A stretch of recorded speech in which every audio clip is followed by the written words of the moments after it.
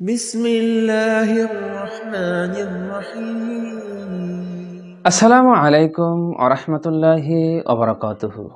প্রিয় দিনী ভাই ও বোনেরা, আশা করি আল্লাহ সুবহানাহু ওয়া তাআলার রহমতে আপনারা সকলেই ভালো আছেন।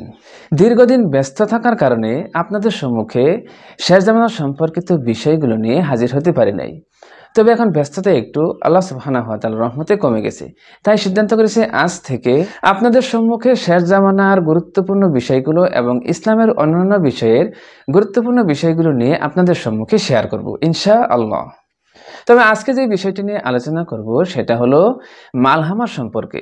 বিষয়টি প্রত্যেকটি মুমিনদের জন্য খুবই গুরুত্বপূর্ণ। তবে দুঃখের বিষয় হচ্ছে অধিকাংশ মানুষ এই বিষয়গুলো সম্পর্কে একেবারে উদাসীন। কারণ হাদিসে বর্ণিত যে মালহামার কথা বলা হয়েছে, সেই মালহামা কিন্তু ইতোমধ্যেই এর মূল পর্ব শুরু হয়ে গেছে। এর কিছুদিন আগে একটি ভিডিওতে আমি বলেছিলাম যে মালহামার সূচনা পর্ব শুরু হয়ে গেছে, কিন্তু বর্তমানে মালহামার মূল পর্ব শুরু হয়ে গেছে ইসরায়েলের চুক্তি ভঙ্গের মধ্য দিয়ে এবং গাজায় পুনরায় আক্রমণের মধ্য দিয়ে। আমি আগের একটি ভিডিওতে বলেছিলাম যে যখন হামাস এবং ইসরায়েলের মধ্যে যুদ্ধবিরতি চুক্তি সম্পাদিত হয়েছিল, তখন বলেছিলাম এই চুক্তি হাদিস অনুযায়ী বেশি দিন টিকবে না, অচিরেই এই চুক্তি ভেঙে যাবে এবং আবার যুদ্ধ শুরু হবে। বাস্তবে কিন্তু বর্তমানে আবার তাই হয়েছে। কারণ ভবিষ্যৎবাণীগুলো হাদিসের মধ্যে করা হয়েছে, আর এই হাদিসের ভবিষ্যৎবাণীগুলো প্রত্যেকটি একেবারে 100% সত্য প্রমাণিত হবে। যার মধ্যে মালহামার কথা যে বলা হয়েছে, সেই মালহামার মূল পর্ব কিন্তু ইতিমধ্যেই একেবারে পরিপূর্ণরূপে শুরু হয়ে গেছে।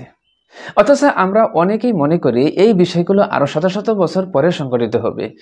কিন্তু কেউ যদি একটু সামান্য জ্ঞান দিয়ে যদি চিন্তা করে, তাহলে সে বুঝতে পারবে যে হাদিসের মধ্যে যে কথা বলা হয়েছে যে যখন শাম অঞ্চল ধ্বংস হয়ে যাবে, তখন পৃথিবীর ধ্বংস একেবারে নিকটবর্তী হয়ে যাবে। আর শাম অঞ্চল কিন্তু একেবারে ধ্বংসের এখন দ্বার প্রান্তে। গাজা যে শহরটা, এটা আর রাফা, এটা এতটাই ধ্বংস করে দিয়েছে ইসরায়েল, যে গাজাকে আর যে রাফা অঞ্চলকে, শহরটাকে আবার পুনরায় যে নতুন করে নির্মাণ করবে, এর কোনো রকম আশাই করা যাচ্ছে না। এতটাই ধ্বংস করেছে, মনে হয় যেন মরুভূমির মতো করে দিয়েছে। এই যে এতটা ব্যাপক ধ্বংসযজ্ঞ চালাচ্ছে দখলদাররা, তারপরেও অনেকেই মনে করে যে যে হাদিসের মধ্যে যে মালহামার কথা বলা হয়েছে সেটা আর পরে হবে। এখন গাজা শহরটাকে সম্পূর্ণ ধ্বংসই করে দিয়েছে, পরবর্তীতে আর কি ধ্বংস করবে? এটাই তো সেই হাদিস অনুযায়ী মালহামার মূল পর্ব। তাছাড়া ইরান এবং যুক্তরাষ্ট্রের মধ্যে যেই উত্তেজনা চলতেছে, অচিরেই মনে হবে যে এদের মধ্যে আবার যুদ্ধ শুরু হবে। আর ইরান এবং যুক্তরাষ্ট্রের মধ্যে যুদ্ধ শুরু হলে ব্যাপারটা কতটা ভয়াবহ হবে তা কিন্তু সহজেই বিশ্ববাসী অনুমান করতে পারছে। শুধু তাই নয়, এদিকে আমাদের এই হিন্দুস্তান অঞ্চলে মুশরিকরা মুসলমানদেরকে ধ্বংস করার জন্য নানাভাবে ষড়যন্ত্র করতেছে। এখন তারা চট্টগ্রাম দিয়ে বাংলাদেশ আক্রমণ করার জন্য তারা পায়তারা করতেছে। তো বিশ্বের সকল পরিস্থিতি দেখে মনে হচ্ছে যেন বিশ্ব ধ্বংসের একেবারে দ্বার প্রান্তে রয়েছে। গাজাবাসী ধ্বংস হচ্ছে, বিশ্ববাসী তাকায় তাকায় দেখতেছে। অথচ এই গাজাবাসীর পরেই কিন্তু সমগ্র বিশ্ববাসীর পালা শুরু হবে। তাছাড়া ইসরায়েলের বিরুদ্ধে কিন্তু বিশ্বের বিভিন্ন আলেম ওলামাগণ, পণ্ডিতগণ কিন্তু যুদ্ধ ঘোষণা করে দিয়েছে। এই যুদ্ধ ঘোষণার মাধ্যমে কি বোঝা যাচ্ছে? এই যুদ্ধ ঘোষণার মাধ্যমে বোঝাই যাচ্ছে যে মালহামার মূল পর্ব শুরু হয়ে গেছে। এখন থেকে কিন্তু ব্যাপক যুদ্ধ শুরু হবে সমগ্র বিশ্বেই।